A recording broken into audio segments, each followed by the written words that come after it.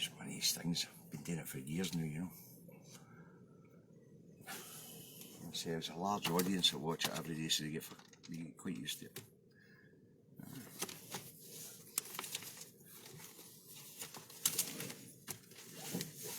Morning. Morning, folks. Good morning. Hi, Sandra. Hope you get your coffee. Morning, John. Lenny.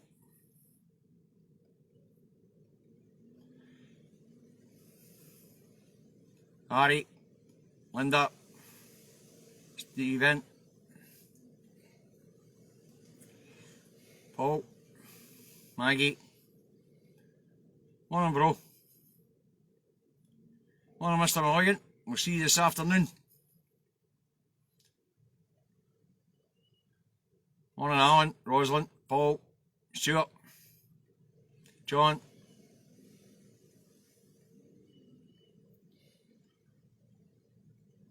Just so you know, folks, that probably between 2 and 3 this afternoon, Davy and I will be doing another test broadcast.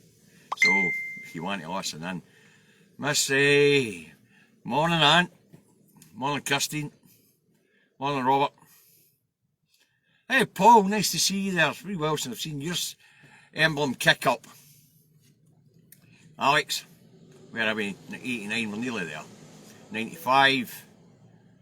John. Lorna, you're late, naughty step. Betty. Robert, you're number 100 today, so let's get this broadcast underway. It's Indytruck, Davy in the truck, coming to you today from the New House Industrial Estate, where it is overcast, blowing a wee hoolie, and it's 12 degrees. So that's your weather forecast for the New House Industrial Estate in North Lanarkshire. You want to know what the weather's like where you are? Look at the bloody windy. Alright, so we'll get this review underway. This is a news review for the 12th of the 5th, 2022. I think it's the 12th, it's the 13th today, aye. 12. Is it 12th today? Sorry, review for the 11th. Right, anyway, the latest COVID figures are out. There was 8,325 new cases from Wednesday to Wednesday, as reported by the Public Health Scotland. And there is 975 people in hospital, of which 13 are in the intensive care. There have been 97 deaths recorded over the week, where COVID was a contributing factor in their deaths. 1 in 30 Scots apparently are carrying the virus, according to the Office for National Statistics. Okay, now, for all those who have lost a family member this week, our condolences go to them. Right, moving on. Thursday started with a mixed bag in the rags. With Ferrygate saga, and the missing paperwork's been found and presented to the Parliament. The cost of living crisis is also on the front pages. Lee Anderson gets a mention for singing the praises of food banks and claiming that food bank in Ashford can actually teach you to feed your family for 30 pence a day. I think Mr. Anderson was making that push up. Alright, what else we got? Bojo signs a military pact with Finland and Sweden, and that gets a mention in the papers. And the post office scandal also hits the headlines as the public inquiry comes to Scotland. The public inquiry is taking evidence in Glasgow. Alright, so that's basically a rundown of the front pages for yesterday. Right, moving on. Thursday started here in Scotland with the news that the Royal Mail is to buy a fleet of drones to deliver mail to the island communities. The move comes after a successful trial on the Shetland Isles. The Civil Aviation Authority says granting the post office a licence to use the drones will depend on the proposed routes. So the idea is the post office is going to get 500 drones to fly the mail out to the remote communities on the islands. Not a bad idea, but of course they'll be affected by weather the same as anything else, I would imagine. Although I dare say the drone can climb above the storm. Right, moving on. Thursday. This is a cracker, guys. We get this one. Thursday. Suella Beaverman, England's Attorney General. You won't remember, she's a really junior lawyer. But it was the only one. They only had a choice of two when Brian Cox quit. It was either David Mundell, Fluffy Mundell, and he's never really practiced as a lawyer, or this Suella Beaverman. Right, anyway. Suella Beaverman, the Attorney General for Westminster, tells the criminal cabal in the cabinet and the wider public it's okay for the criminal cabal to break international law over the NI protocols because the EU are being unreasonable by insisting the UK sticks to the deal that Bojo signed back in 2019. You know, what can you say about that? We're talking about the Attorney General, supposed to be the highest legal eagle in England and advisor to the UK government, saying it's alright to break the law because you think the person you entered into a contract with is being unreasonable by insisting you stick to the bloody contract. Wow, the term criminal cabal really is appropriate here. You know, so next time somebody pisses Davy off he's in a contract with, I'm just going to go around and give him a right belting. And then when I get up in front of the beak, I'll say, it's alright, Your Honour. Suella Beaverman said it was alright for me to do this just because I was unhappy with the terms and conditions. Yeah, the contract I signed. Wow. Mental. Right, moving on. Thursday. The Times in Scotland runs a story from Labour's one and only MP in Scotland, Ian Murray. This is a cracker and all. Ian Murray says it was the right thing for Labour to do to absolutely dismantle itself and ruin itself to go against the democratic will, to go against independence, the last independence referendum. You get that, man? And that's a real cracker and all. It doesn't matter how you voted or how you intend to vote in any future referendum, but you think of the idea of it. Mr. Murray said it was the right thing to do to deconstruct the Labour movement to save Tory rule in the Union. Wow. You could not make that up. Mental. Okay, moving on. Thursday, and the Tories in Dartford, England, are getting the piss taken out of them for a photo opportunity opening a food bank in Dartford. What really gets the piss taken out of them, but is the Tories in Dartford taking the piss out of the poor people. They actually set up a buffet for themselves on opening a food bank. It's not bad enough that people are fucking starving and have to go to food bank for cheap crap, tins of crap, but hey, you wander into the food bank, there's the Tories having a buffet. Wow. No, you could not make that piss up. Right, moving on. Thursday. The National Grid takes a piss out of Scotland with the news that Scottish electricity providers will pay $465 million to put electricity into the National Grid, while generators in Wales and England will be paid 30 million quid. So, providers in Scotland, you know, the wind farm owners, Scottish Power, Scottish Southern Electric, they're having to pay the National Grid $465 million to put the electricity that England needs into the fucking grid.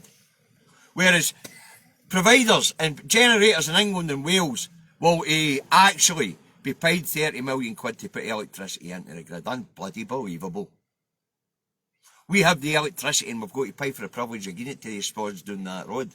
Wow. Anyway, talk about taking the pish. Right, let's move on. Thursday and First Minister's questions comes around.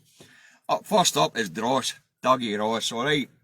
And Dross goes in the Fergus Marine saga. Dross disputes the proof provided that ex-Transport Minister Derek Mackay signed off on the deal. Dross insists it was John Swinney. The First Minister had to lecture the wee idiot on how things work. Derek Mackay was in charge of procurement in the transport in the department, and minister. He was the Minister for Transport. John Swinney had to be consulted because he was a finance secretary. But the final decision to award the contract was the transport ministers. Yep. So the First Minister's got to explain to the idiot Dross, who's an MP and an MSP, how things work. Wow. Talk about thick as bloody mince. Anyway, First Minister's bored with him, smacks his bahookie, sends him off to the bloody naughty step. Alright. Next up was Red Tory branch office manager in Scotland, Poverty Pie Sarwar. And he went on the investigation into whether or not Fergus Ewan was found guilty of bullying. Right, an investigation into whether the Minister Fergus Ewan is bullying his staff. Alright, now the First Minister has to explain to the idiot that it's a human resources matter and data protection issues means that she can't discuss it in the chamber. Anyway, Sarwar being an idiot, he goes, you've got a culture of cover up and in the Scottish Government. The First Minister just looks at him as if he's daft, gives him a gubfy, slaps him in the bookie and sends him off to join Dross on the naughty step. Anyway, next up is Yellow's Tory stuffed shirt, Alex Cole-Hamilton. He also got a question, you know, he gets to ask one every 3 weeks because they don't really count the Lib Dems, there's only 4 of them. Anyway, if you want to know what Cole-Hamilton said, you're going to have to look it up yourself because, as you know, Davy's got Fib Dem syndrome. The minute a Fib Dem shows up, my eyes cloud over, my ears go stuffed up, can't hear, can't see. So I haven't got a fucking Scooby, but the stuffed shirt said. So if you want to know what the stuffed shirt said, use your search engine. Alright. Right, we're motoring through this today. Let's see what the electronic manager's got to say for itself, because I might only be about 10 minutes in, I am. Right, moving on, Thursday, and the verdict is in the Natalie McGarry case. Alright, for embezzlement.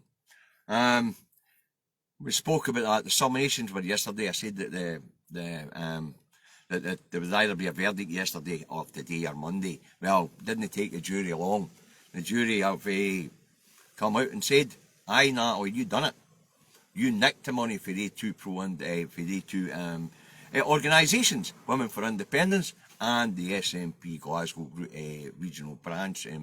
So, Miss McGarry is convicted of stealing 24,000 quid.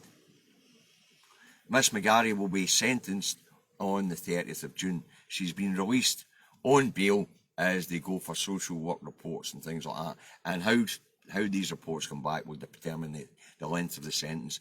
Myself and Mr. Milligan were speculating about this yesterday, and we reckoned that the sentence will probably be 2.5 years, 2.5 to 3 years.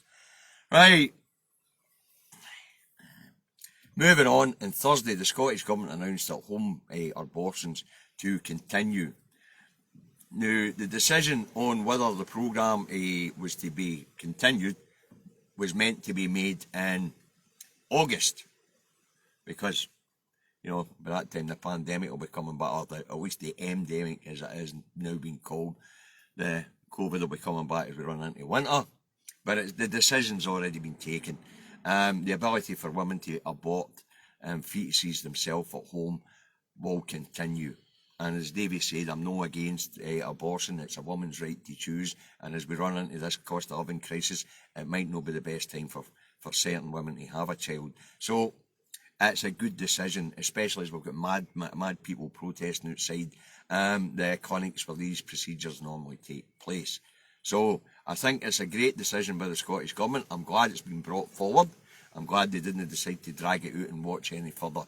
As we know, the medical profession said it's a safe procedure. There's no problems or any ill effects to the majority of people. So I think it's a really good decision. All right. Right, moving on, Thursday, down that road, and Business Minister, right, you get this one, folks.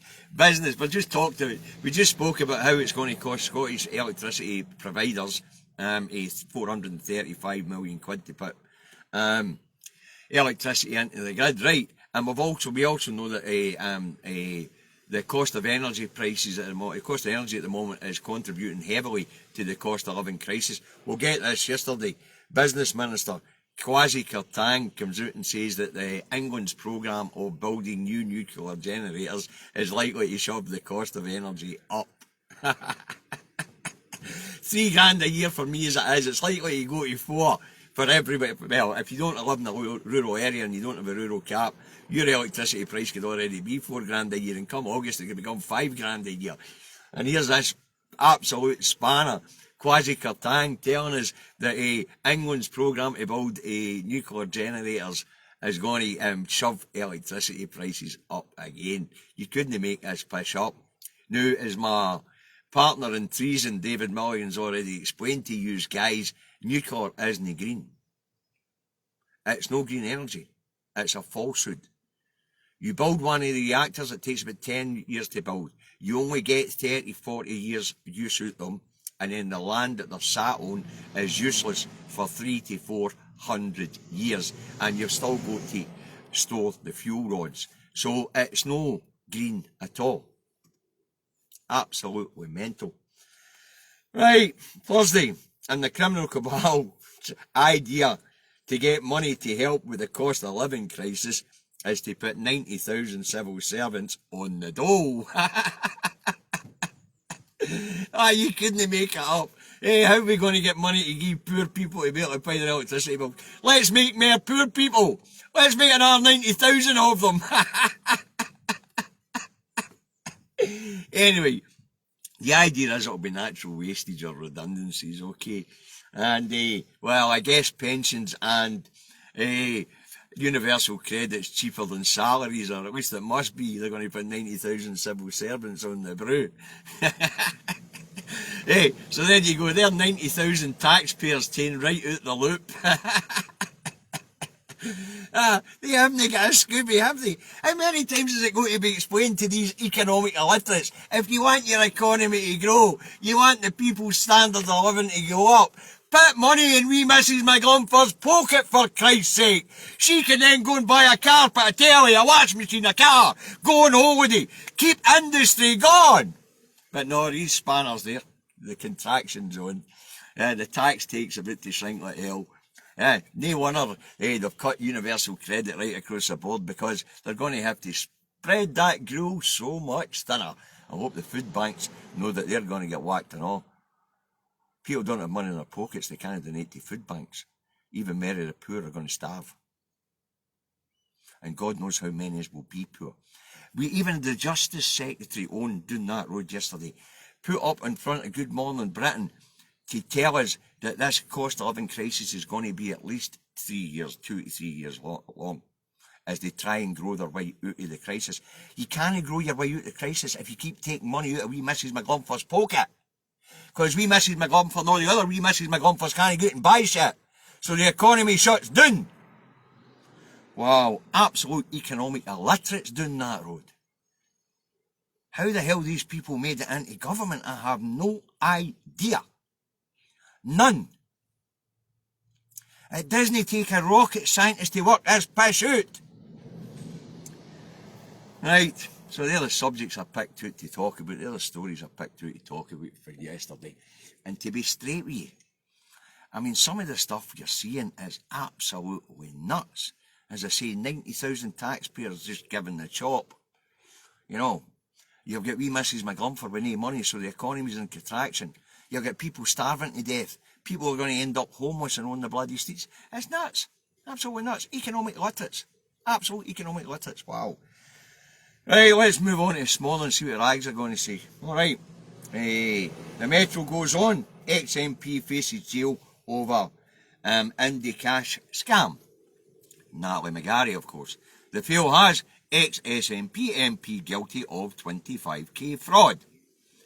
The other loony rag, or the other loony right-wing rag, the Express has shamed ex-MP faces jail for pocketing nearly 25,000. The Herald has train services axed every day as drivers' bitter pay row escalates. Don't know anything about that, I don't travel on trains. The Eye has Lords try to delay Truss from tearing up Brexit Pact. So basically the House of Lords are trying to step in and stop the criminal cabal for breaking international law and welching on a treaty that Bojo signed and put to the electorate in 2019 as an oven-ready deal. Okay, the Telegraph has Frost. PM must brave it out over protocols. And what Lord Frost is saying is, I just scrap and get on with it. Alright, the Times has Tories risk losing next election, Hunt tells PM.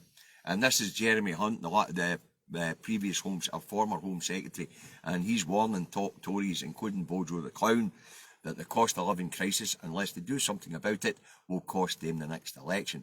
But listen, breaking the law, these new draconian laws they brought in down that road, scrapping the Bill of Human Rights to introduce a British Bill of Rights, this new law to come in and crack down on protest down that road and things like that, they're going to lose the next election anyway. Through the cost of living crisis and top of that, people's liberties have been stripped away at a rapid rate and all. It's through the cost of living crisis, which have been specifically created by the Conservative Party. They'll not win the next election anyway. Just a shame that the people that are coming in at the backs, the red Tories, are just the same. You couldn't put a fag paper between the red and blue Tories at this point in time. Starmer's a Tory for his toes to his fucking hair. And you couldn't put a fag paper between the two cheeks of that one arse down that road. Alright. The Scotsman has Swinney not made aware of risk over ferry deal. Well, yeah, I'd have thought the Finance Minister would know a wee bit about the package that was being put together for these ferries. But according to the Scotsman, John Swinney wasn't aware of the risks involved in the contracts that he was going to finance. Find that hard to believe. John Swinney's quite an astute operator, actually. Right, the National has vile abuse for New Scot over election bid. And Olaf Standel, a Polish SNP candidate in the council elections, took vile abuse on the doorsteps, apparently because he is a New Scot. In other words, he's a foreigner.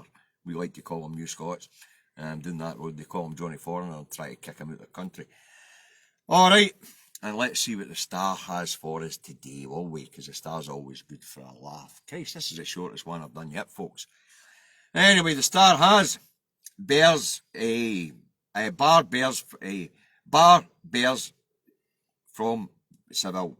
And it's UEFA. UEFA's telling Rangers supporters who don't have tickets for this week's game in Seville not to go. Alright. So, that won't have any effect on football fans wanting to travel to the final. I believe the same thing was said when Celtic were going to the European UEFA Cup final, or whatever they call it, New Europa League, whatever it is. And Seville as well. And why we don't expect Rangers supporters not to go, you know. But it's important that they behave themselves while they're there. And that goes for any football fans. You know, they all have their ultras, I think they call them. You know me, I'm no up on these things. Okay, dokie.